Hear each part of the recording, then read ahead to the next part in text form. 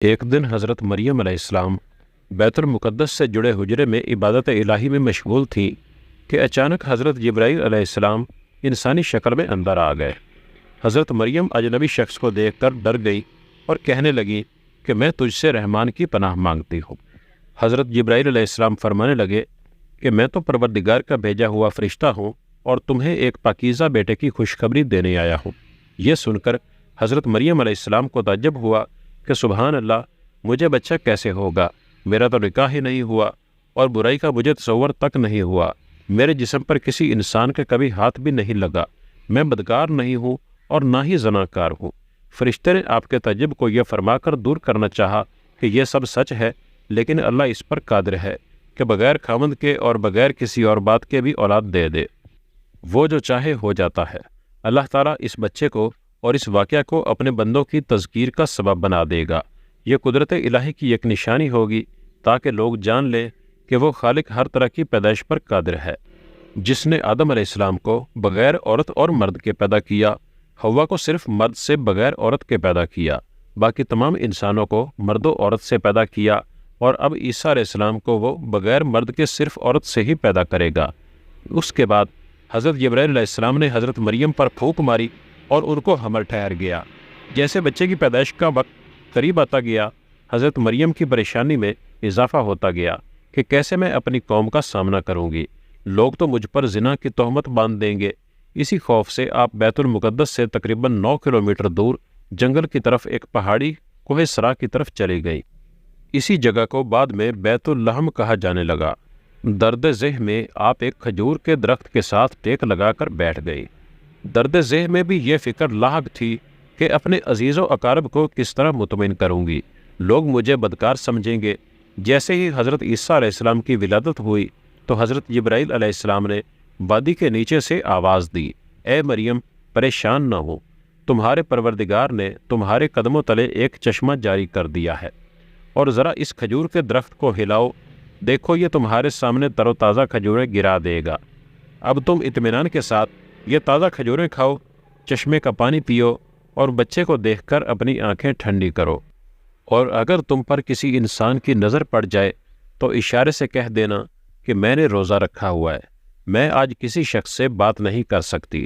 40 دن بعد حضرت مریم اپنے بیٹے کو لے کر اپنے گھر آ گئیں۔ بس جیسے ہی نومولود بچے کو حضرت مریم علیہ السلام کی گود میں دیکھا تو پکار اٹھے کہ مریم، تو نے یوسف سے زنا کیا ہے، نہ تو تیرا باپ برا اور نہ ہی تیری ماں۔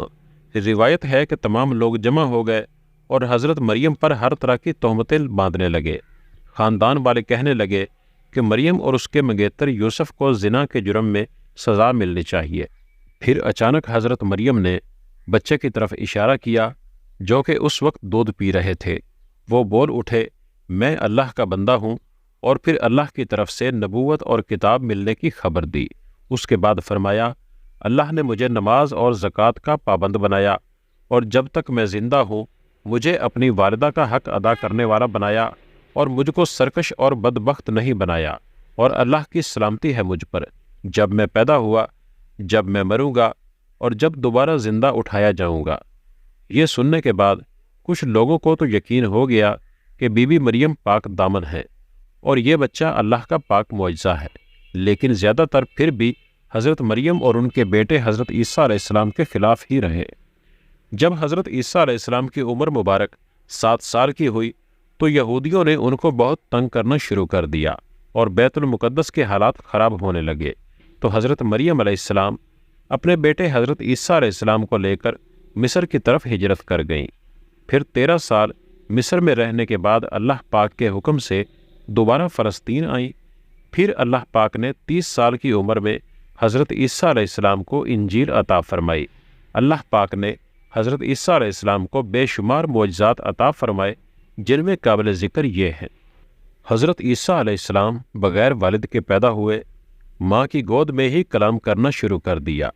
مٹی کا پرندہ بنا کر پھونک مارتے تو وہ اڑنے لگتا، پیدائشی نبینہ کی آنکھوں پر ہاتھ پھیرتے تو اس کو نظر آنے لگتا، کوڑ اور جذام کے مریضوں کو ہاتھ لگاتے تو بالکل صحت یاب ہو جاتے۔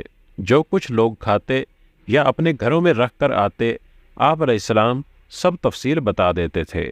ان سب معجزات کے باوجود بنی اسرائیل کی اکثریت نے آپ کو جھٹلایا اور صرف چند لوگ جن کی تعداد 12 بتائی جاتی ہے وہ ہی آپ پر ایمان لائے، جن کو قرآن پاک میں حواریوں کے لقب سے پکارا گیا ہے۔ ارشاد باری تعالیٰ ہے، جب حضرت عیسیٰ علیہ السلام نے ان کا کفر محسوس کر لیا تو کہنے لگے، اللہ تعالیٰ کی راہ میں میری مدد کرنے والا کون کون ہے؟ حواریوں نے جواب دیا، ہم اللہ تعالیٰ کی راہ میں آپ کے مددگار ہیں، ہم اللہ تعالیٰ پر ایمان لائے اور آپ گواہ رہیے کہ ہم تابع دار ہیں۔ اس کے بعد تبلیغ کی غرض سے حضرت عیسیٰ علیہ السلام اپنے حواریوں کے ساتھ شام تشریف لے گئے۔ وہاں بھی بنی اسرائیل نے آپ کی بڑھ چڑھ کر مخالفت کی اور ہر طرح سے آپ علیہ السلام کو اذیتیں دیں۔ پھر ایک دن حضرت عیسیٰ علیہ السلام کے حواریوں نے عجیب فرمائش کی، جس کو اللہ پاک نے قرآن میں اس طرح بیان کیا ہے، اور جب حواریوں نے کہا کہ اے عیسیٰ ابن مریم، کیا آپ کا پروردگار ایسا کر سکتا ہے کہ ہم پر آسمان سے طعام کا خوان نازل کرے؟ انہوں نے کہا، اگر ایمان رکھتے ہو تو اللہ سے ڈرو۔ وہ بولے، ہماری خواہش ہے کہ ہم اس میں سے کھائیں اور ہمارے دل تسلی پائیں، اور ہم جان لیں کہ تم نے ہم سے سچ کہا اور ہم اس خوان کے نزول پر گواہ ہیں۔